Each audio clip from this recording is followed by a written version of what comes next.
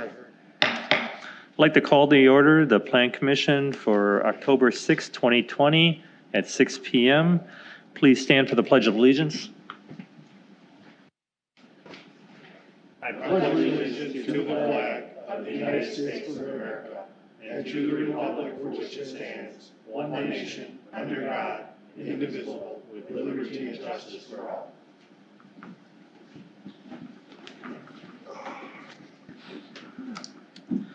Statement of public notice. This agenda was posted and distributed to all news media requesting notification in accordance with the open meeting laws on October 2nd. Thank you. Roll call. I'm sorry. It should have been the other order, but. That's fine. Commissioner Graff? Here. Commissioner Oliver? Absent. Alderman Kubaki? Here. Commissioner Jocks? Here. Commissioner Buckmaster? Here. Commissioner Bartlett? Here. Mayor Pitfalski? Present. We have a quorum. Thank you. Approval of the minutes from September 1st. Move to approve. Second. Any discussion? Hearing none, all those in favor say aye. Aye. Opposed? Passes unanimously. All right, we have a public hearing tonight. We're going to have a public hearing for the Wisconsin Youth Sports Association, WYSA DBA Milwaukee Angels / Midwest Halos, requesting a conditional use grant for the purpose of allowing an indoor baseball / softball training facility under the allowance of indoor health and fitness facilities in BP-3 zoning district located at W160 South 6369 Commerce Drive, tax key number 2169.993.013. All right, I'll just give a quick overview on this. So as the mayor described, this is for an indoor baseball facility, which under the current zoning that they're in, the BP3 Business Park District, is an allowable under the provisions of indoor health and fitness facility, subject to conditional use grant. So that's why we have this hearing tonight. As far as the proposal goes, it's within the northern half of an existing building. The southern half is currently used by a manufacturing tenant, and they're looking at using the northern part of the facility. Currently, this site contains parking in the front of the building, as well as kind of just open paving and dock space behind, and all of the proposed activities, which relate to obviously baseball kind of training, whether it's infield, batting cages, things like that, are all interior to the building. So, public hearing. All right. Anyone who'd like to speak on behalf, come on up to the microphone and state your name and address, please. Is it on? I might have to check, just tap on it to make sure the microphone's on. No, there's a switch on there if you could. Adam will get it otherwise. All right. I think we got it. Hello? Hello? Yep, perfect. Mr. Mayor and members of the commission. Could you just state your name and address? Sure. Okay. My name is Dr. Peter Partham. My address, South 63, West 14899, Garden Terrace, Muskego. My only, I am a former member of this commission. My only concern about this proposal is whether there would be traffic onto College Avenue. It appears from the sketch that there is an access to College. And we live in the Glenbrook subdivision, which is about a quarter of a mile east of the proposed conditional use. College is a exceptionally busy and even dangerous road. And since Moreland has gone through and we have that nice coffee shop there, the coffee shop is more successful than perhaps was expected. Initially, it was going to simply be a coffee shop. Now it's a full-fledged restaurant. And most days there will be a half a dozen to as many as a dozen and a half cars parked on College. And it's not a great situation because the traffic on College is pretty fierce anyway. And so I think as far as the concern is, and idea is that, or I would say recommendation, is that there not be access to this proposed facility directly off of College, but rather just through the industrial park. I have no other concerns with the proposal. Thank you. Thank you. Would anyone else like to be heard on this matter? All right. Does the petitioner want to say anything, or? Does the applicant have anything they want to add at this time, or? No, You don't have to. nope. I can, if you'd like us to speak on our behalf. No, we'll actually discuss this further in a few minutes. Yeah, So. that's fine. All right, thank you. Hearing that, I will declare this public hearing closed. Moving on to new business for consideration, Resolution PC 059-2020, approval of a conditional use grant and building site and operation plan for Nicole Lutz of Wisconsin Youth Sports Association, WYSA, located at 160 South 6369 Commerce Drive, tax key number 2169.993.013. It's the subject of the public hearing we just had. Move to approve. Second. Discussion. Tell us a little bit about the access to the property. Yeah, so as you can see on the map that's above you, it may be a little hard to tell, but this building is an existing building, so no access that is not there today will be added. They're not changing anything with the site. So the only access to this site right now, and what I could foresee and guess into the foreseeable future, is strictly through the industrial park on the Commerce Center, or Commerce Parkway, or Commerce Drive. So there is no access proposed going to college in any form. Right now, it's just a vacant part of the lot, and it's staying that way, and all access will stay where it is in the internal industrial park. So I think that would address the concern of the resident that mentioned that. Okay. Are the truck bays being used now? I'm not sure how long it's been vacant for. There have been tenants in all of these spaces at one time or another. I don't know how long it's been vacant, but they probably were used at one time. Some of them in the back. Okay, thank you. And then one thing I wanted to mention too, and this could have mentioned as part of the public hearing, but Alderman Terrence, who's the alderman of this district, did, which I passed out to the plan commission members, submit a letter of support stating that he would like to formally support the project as proposed. He feels that the project and the club has a great reputation, and over the years, he knows they'll be a great addition to our city. Their desire to be a positive partner for Muskego and our ball fields will be a win for their organization in Muskego. The foot traffic throughout the weeks at this type of facility is spread out enough so to not create traffic or parking issues, but still will be a good for the surrounding businesses. So just wanted to have that as part of the record. Other than that, as far as the development goes, like I said, other than what I mentioned initially, there's not really a lot to discuss here because it is majority of an internal use. I mean, it is an internal use. The only one question that staff worked with the applicant on a little bit was the zoning ordinance when it comes to parking kind of allows us to look at parking two ways. Number one, it has a very rigid table, which we'd rather not use sometimes because it's too rigid. That basically says, depending upon the square footage of your space and your general use, you have to have a certain number of parking stalls. And when we apply that to this, which is kind of hard to do because, when you have a whole infield, that's a big area and you're not going to have the whole thing jam full. It calls for a very, very large number of stalls, more than would ever seem practical. So in working with the owner and in your packet, the owner provided, or the applicant, I should say, provided kind of a breakdown table of how they kind of expect a typical day there to work as far as, how many people would be on staff, how many people, kids, coaches, whatever, would be in batting cages on the infield, whatever it would be. And they came up with, some good numbers that we can look at, and they kind of estimate probably at most, they think they would have like 45 at one time, and that might even be pushing it. I've heard and know from other people that have had this type of use in my experience that a lot of drop off happens. So it's not like cars are always there. It might be a quick drop off. Someone goes and does their training and mom or dad comes and picks them up, a couple hours later or something. So we don't feel as staff that parking should be an issue here at this time. Now, obviously as things improve and let's say they become really successful, which we all hope happens, just because the amount of parking they have and how much parking is currently in site is very close to one another. What we are suggesting and looking for Plan Commission input is to have a 1-year re-review strictly to make sure that parking hasn't become an issue. We've done this a few times before when the numbers look okay, but they're close, and we just want to make sure that no one's painting themselves in a corner.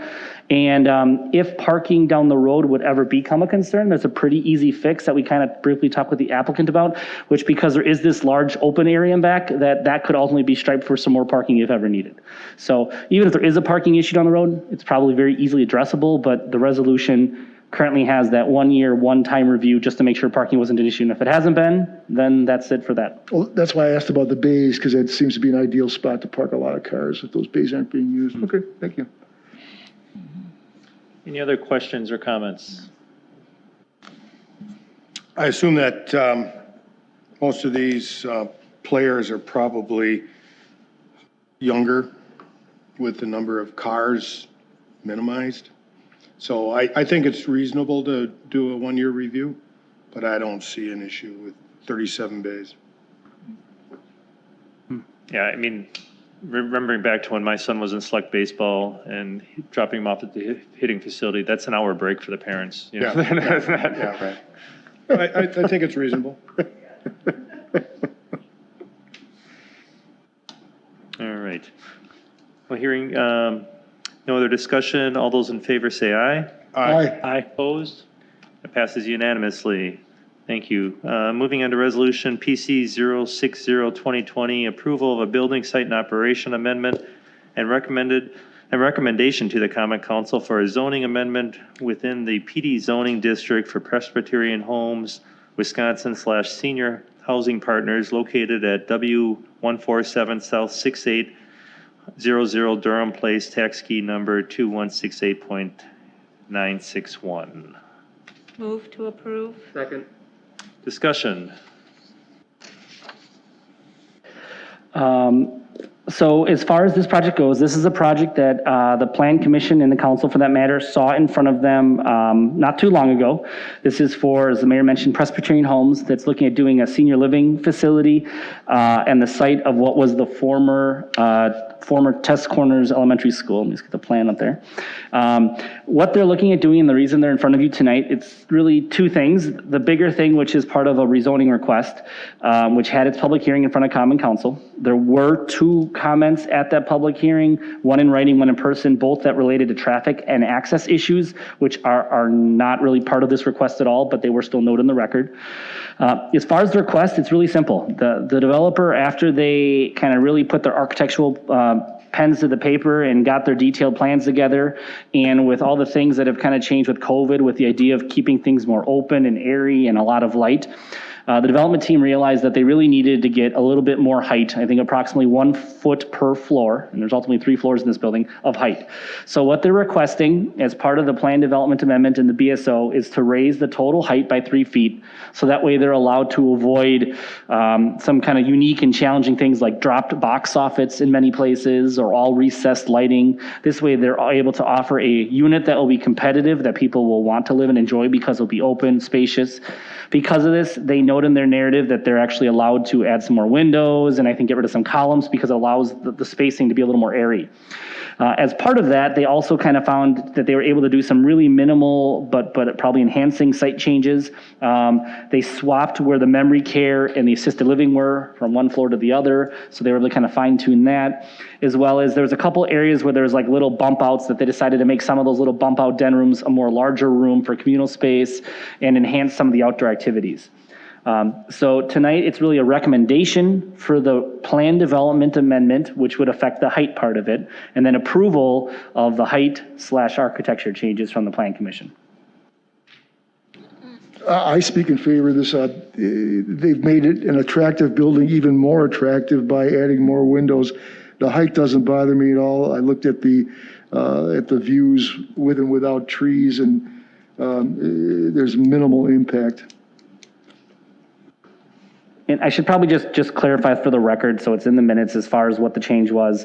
The building's 2 stories on Janesville Road, and as you go down Durham, the road slants, so it's like 3 exposed stories there. So they're going from 27 to 30 feet as we measure on the Janesville Road side, and they're going from 37 to 40 on the Durham side. So just want to make that clear.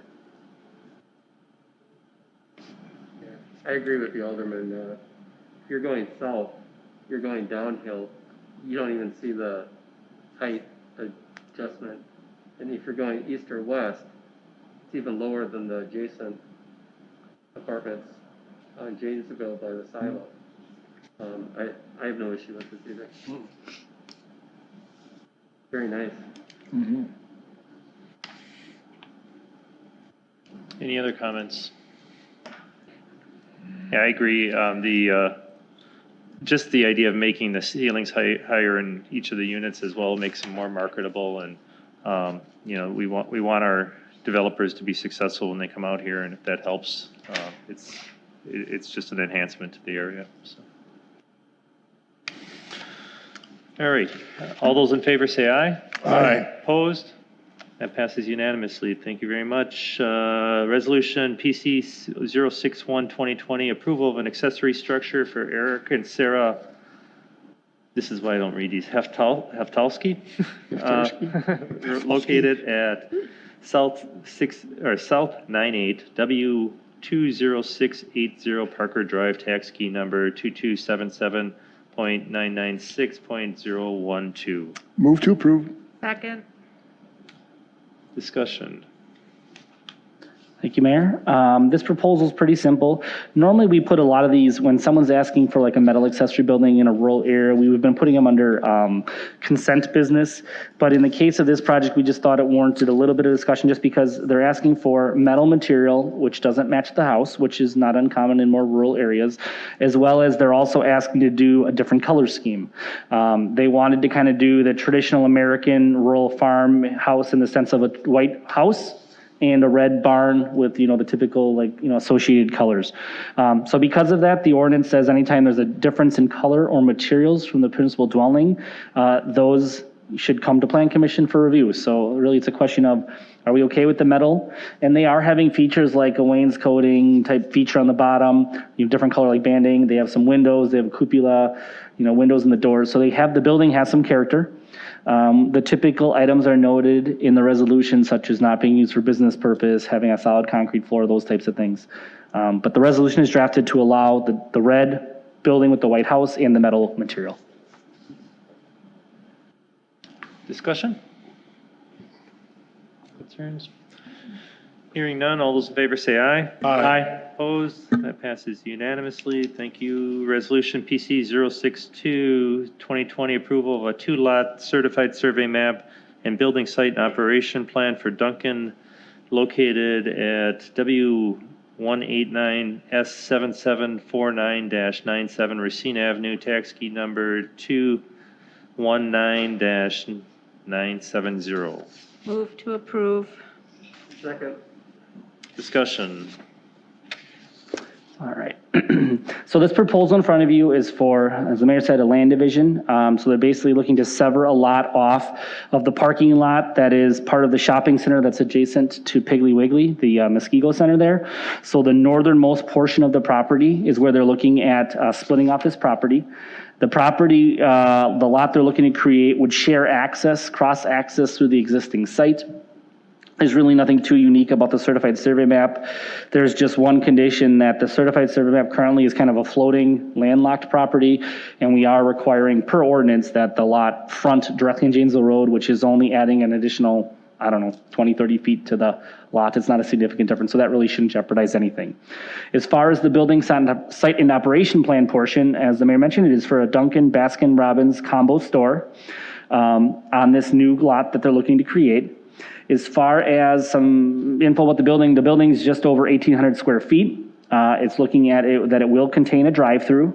They're kind of fronting the drive-through, like windows would face south, and then the more decorative features would face east and north, and then the back of the building currently shown being a little more basic, housing a walk-in cooler. As far as hours, they're looking at hours between 4 a.m. and midnight potentially. And typically we have not regulated hours in this general commercial area. So there isn't anything currently in the resolution limiting that, but those are the hours they have advised us. Looking at 10 full-time and 5 part-time employees with no more than 6 on any given shift. As far as architecture goes, you'll see on the renderings in your packet, and there was some boards as you came in and some of the basics on the wall here. There's kind of a variety of materials involving fiber cement panels, fiber board lap siding, brick veneer, metal trim features. The roof will be flat with parapet walls to kind of break up the roof line. The storefront of the east side does not currently contain any masonry. All the other sides do contain a percentage varying from 44 to 59% approximately. And as you look at the renderings, you'll see that one elevation is a little bit different. The applicant has kind of mentioned that front elevation, which doesn't contain the masonry, is kind of an aesthetic that Duncan is trying to use as a branding tool. That's why that side is what it is. And they've kind of mentioned because there is a lot of material and color and usage going on, they didn't want to add something else just for percentage just for the purpose of percentage. Now, as far as, when staff looked at this, all the four sides, we didn't have a lot of comments. I mean, the developer worked well with us as far as orientating this on the site and trying to fit it in. There are two areas that we are recommending some changes, and the resolution currently states this. Number one is under the two drive-through windows. They currently show a cement board product, and since it is in most cases surrounded by or near other brick, and just for durability, we were thinking of having brick under there, so the resolution does reference that. And then one thing we would really like the Plan Commission to talk about is how they feel about that front elevation, and are they okay with there being no masonry, or do they think that there should be a wrap of maybe that masonry coming out from under the drive-through window and then wrapping across that front of that building, to be a band along the front of the building, which would then introduce some masonry and would maybe help tie the two sides together.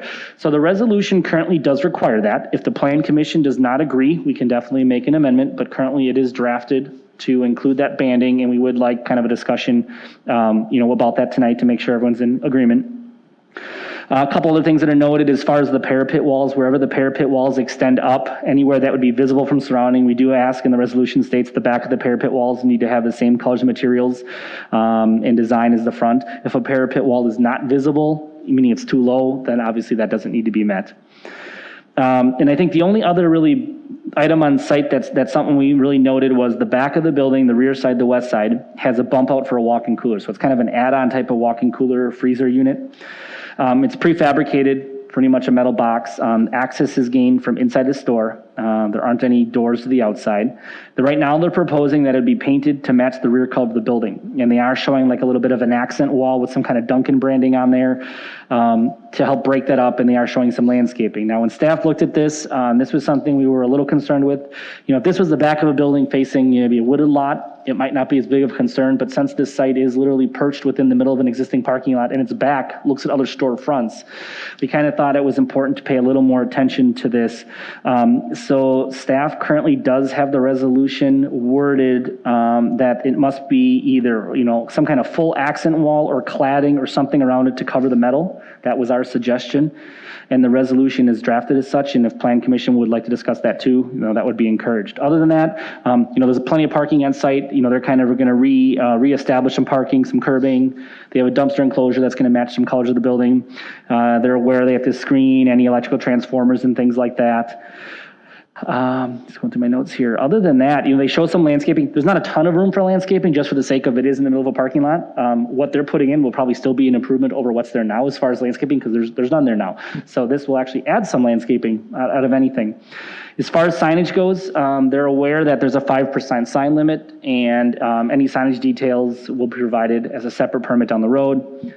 Lighting appears to meet all of our requirements. There are a couple areas where the photometrics read a little bit high near lot lines, but since those lot lines are parking lot or roadway, which are two things that are okay to be lit, we're not worried about.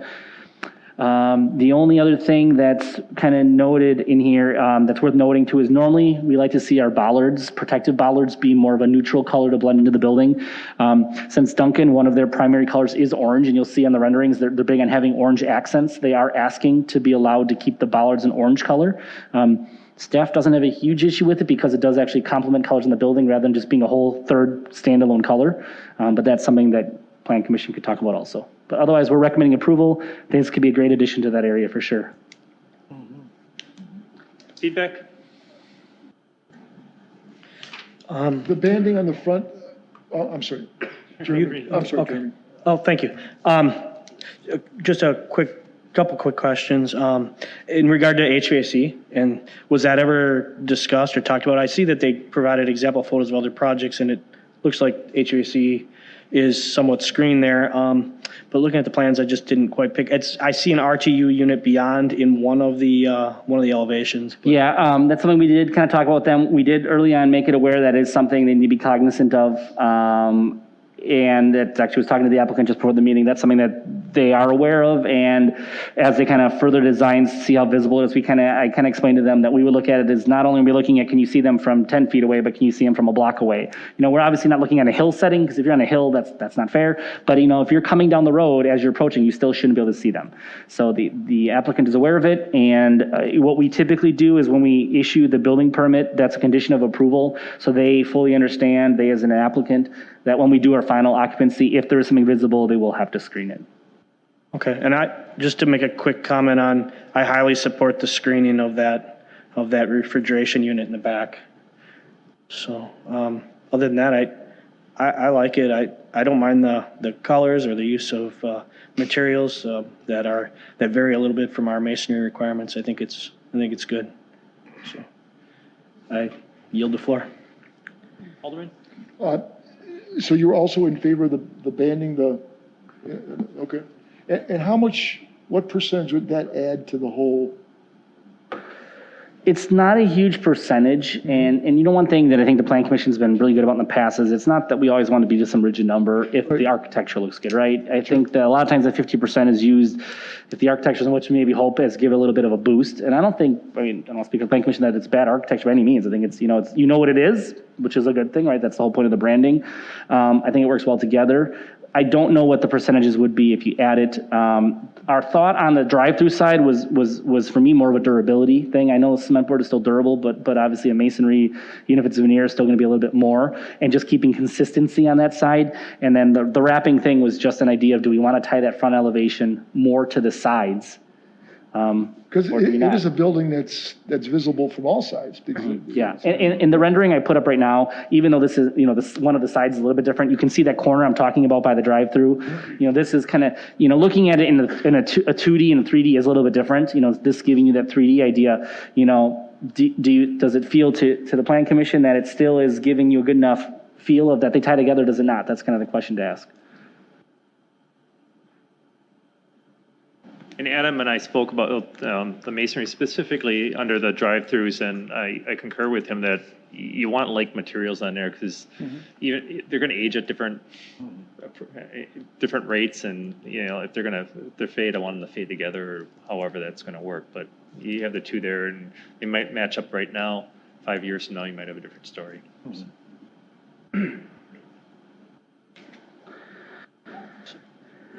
You made one comment regarding the wrapping of materials around the side too. Is this rendering reflective of that, or are you saying that? No, this would be the typical, and even this is a little bit different because on the right plan that you see, the right side, there's like a white entry thing, so this is a little bit different. This was meant to just show more of a use of materials. Gotcha. I can go back to the 2D view. I'm more so looking at the drive-through, so the left elevation or the left rendering in the picture would be, where that drive-through windows are and that darker brick material and how that wraps to the front or doesn't. So this is what they propose, it doesn't wrap. Our resolution's proposing it wrapping that same height as the bottom of the drive-through window across the front. And the applicant, if there's something you want to add, you're welcome to.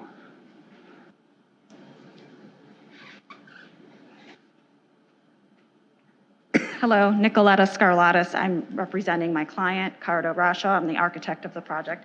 I just wanted to point out the example that we sent of a built project. I think that would be really helpful to look at. Sure, I can pull it up. The Menominee Falls one? Correct. There's some photos that are around there as well. And to answer your question about the percentage, if we added the brick to the front wrapping around at that same elevation, it would be 9.7% masonry. Okay, thank you. That's all, unless you have any other questions to ask me. Nope. Does your principal have any objection to that wrapping? Just that it's not the brand standard. There's a lot going on already at the top. If it's something that you all feel very strongly about and is a condition of our approval, I'm sure my client would be fine to follow it. I don't think that would be a huge cost increase. I think wrapping the back of the building would be a large cost increase to my client, and he would be more concerned about doing that. So we'll probably investigate other options on how to solve that concern, other than wrapping the whole building, but we might end up having to make the entire building all around masonry. In the back areas, Alderman, where that cooler was that we're talking about. Refrigeration. Right, right. And I did do a rendered elevation that I brought with me. It wasn't officially submitted once we saw those comments. I don't know if you want me to. Does this building have that cooler? The Menominee Falls one. Menominee Falls does have the cooler in the back, yes. I didn't see a view. And, is there a view of that? I don't have it in what I submitted, partly because Partially. the RTU units were not supposed to be mounted on top of it. They were supposed to be Yes. mounted on top of the building and not visible, and I didn't want to send that because that's not a reflective example of what our intention is for your building. I see, okay. But if this helps. Sure. This is how it would be if it wrapped around. Thank you. Oh, okay. Pass that to And I can Commissioner. email that to you as well. Pass that to Commissioner Crowe. Yeah. We didn't feel so badly about it once we rendered it as well. We were a little afraid of just adding too much more. Duncan is very concerned with this Duncan, we call it the switch, and the impact that has. So I just didn't want to take away from that or compete with it too much. Sure. And you understand our concern about the cooler area, that it does I do. front other businesses. I do. It's a considerable, we have to change the footings. The footings have to be a little bit different, and it's a lot more masonry work. So it's, for my client, it's a concern, a monetary concern. Sure.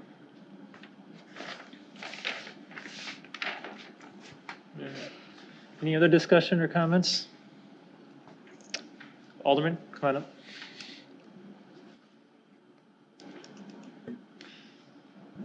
I think we're going to ask you to allow the alderman in the area to comment. It's my district, so I'd like to make a few comments on it. All in favor of commercial development and so forth. I hope these people are understanding that we're losing some of our eateries as fast as they come in that area, and they're making a good decision. Having said that, I don't think they should be restricted on their ID, so that color that they usually have that we may not be so fond of should be honored. And I think the building and the location it's at should have a very presentable side on all sides. People coming and shopping in the remainder of the mall area there need to see a beautiful building on the backside too.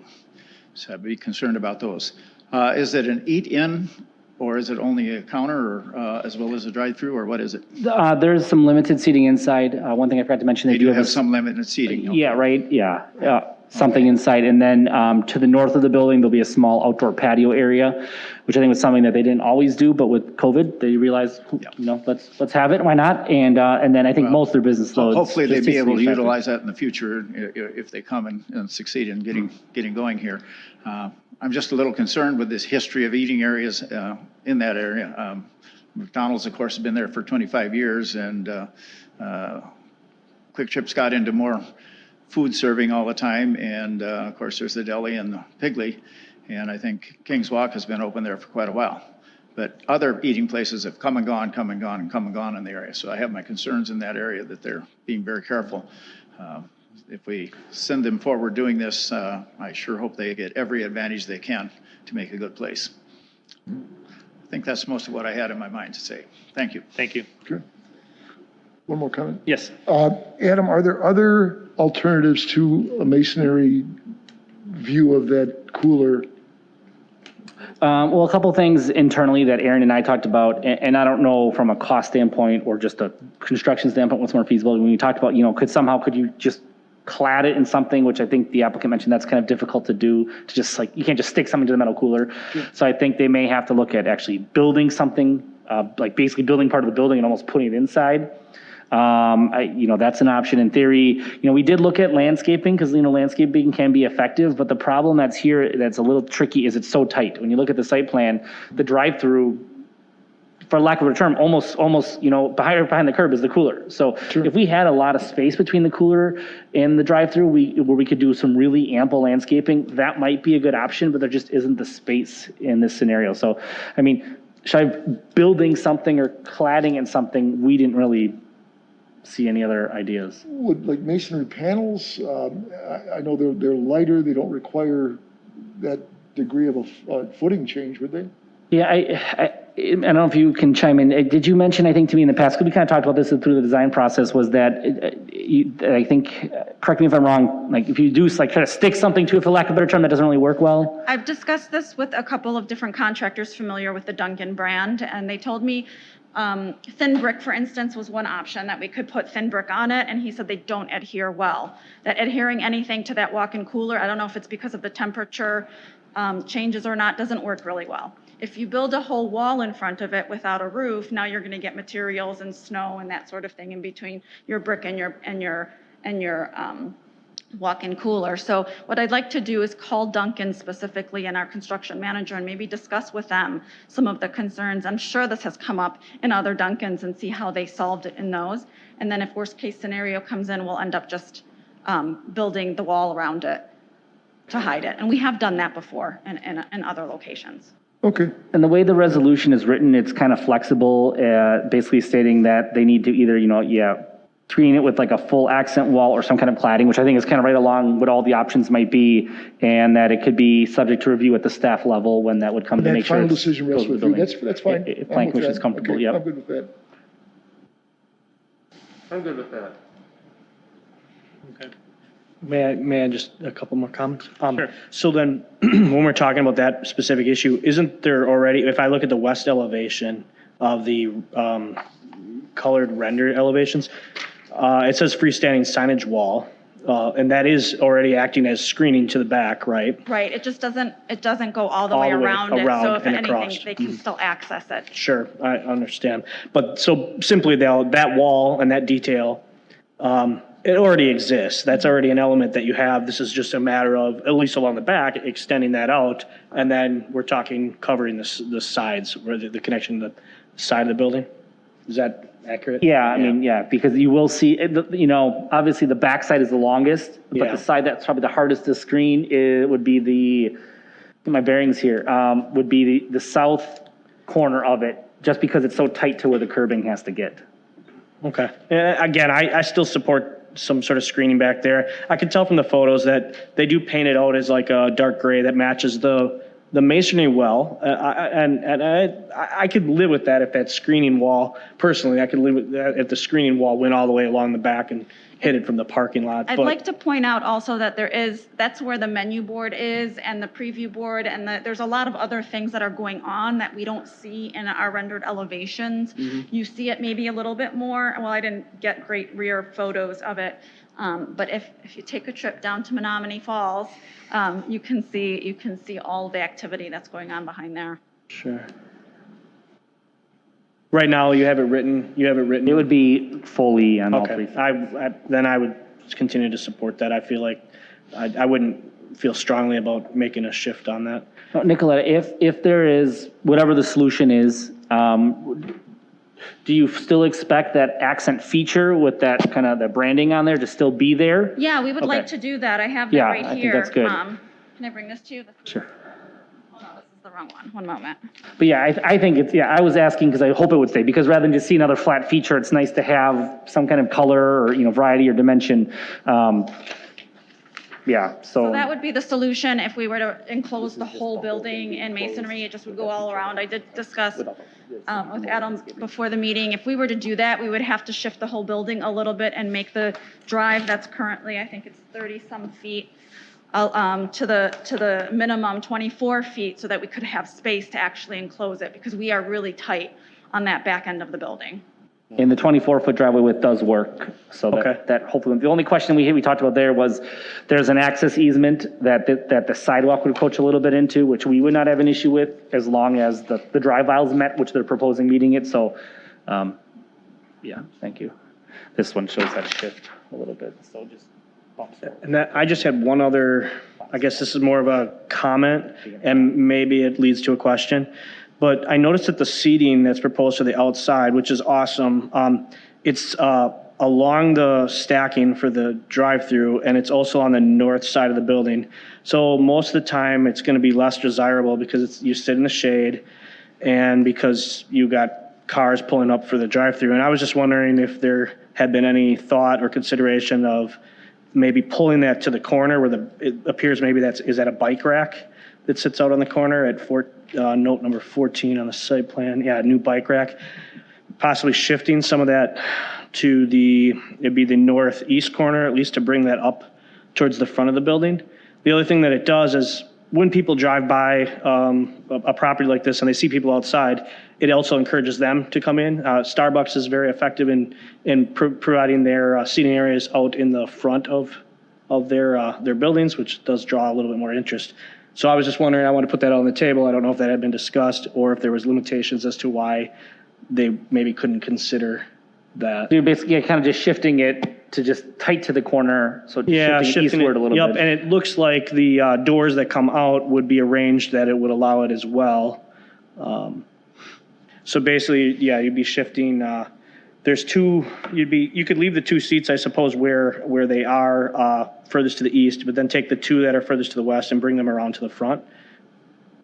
So basically, just pulling it all up around the corner. Yeah, if you have that site plan. I think I would like to also then take advantage of that 24-foot minimum and move, even if the building were to remain where it is, I would like to make that front portion a little bit bigger to give a little more flexibility for more seating. Yeah, I think what maybe we could just do is we'll just do a amendment to be it further. Well, I don't think it matters. They're already showing it as all paved area, so if they tighten the corner, I mean, the plan commission is okay. I don't think we need to change anything. That's a minor thing in my eyes. And yeah, as far as the 24-foot, the ordinance definitely allows it. The only what if, as we mentioned, is you just got to make sure the landlord's okay with that encroachment in the easement, but if they are, we don't have a problem with it. Is the plan commission okay that if they were to do that and kind of tighten it to the corner, but also maybe even make the front a little wider? Sure, that's fine. Yes, okay.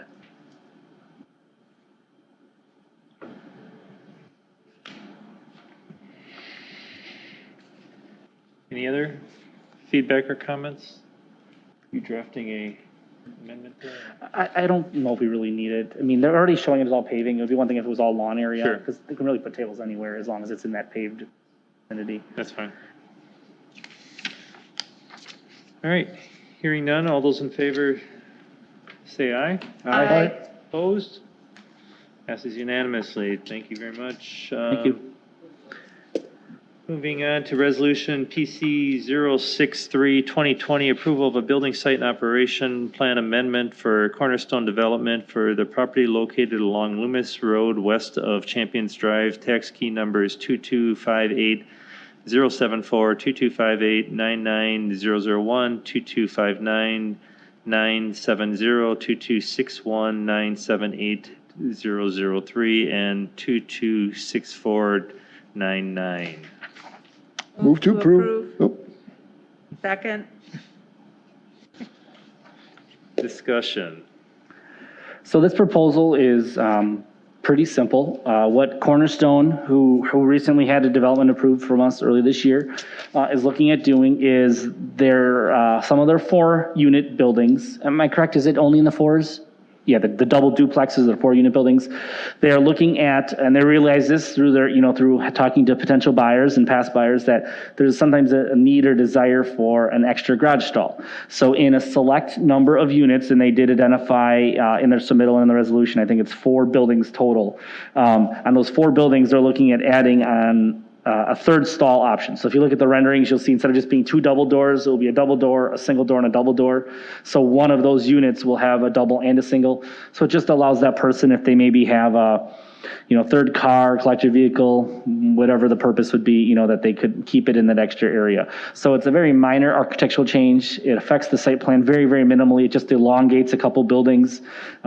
They've already gone pretty much out of their way to try to face any garage doors at other garage doors and not face them to like neighboring properties in Stonebridge and Champions around there. So this really shouldn't be any different visual impact. So staff does not have any concerns with this. We just want to make sure the Plan Commission was aware of it and conscious of it and see if they had any concerns. Any concerns? Hearing none, all those in favor say aye. Aye. Opposed? That passes unanimously. Moving on to miscellaneous business. We're going to have a discussion allowing a continued temporary outdoor seating throughout the COVID-19 season. Adam, if you want to. Yeah, so as the Plan Commission probably remembers, we talked about this earlier this year, that when users that didn't have a formally approved outdoor seating area, if they wanted to kind of do originally we kind of called it temporary, meaning I think we kind of thought through summer or fall, to have some outdoor seating, they could do so with a no-fee zoning permit through the planning department, where we just then checked to make sure that like they weren't using up all their parking or anything that was a safety hazard. We had no problems. We had a couple people utilize it. Now, obviously, we were approached with the question, and I think we were kind of thinking of it already, was, as tents, want to become more prevalent now, or little domes, things like that. How do we want to handle that? And Mayor and I talking, I think we kind of both agreed that we kind of wanted to just, and correct me if I'm wrong, Mayor, just kind of continue the same policy for now, right?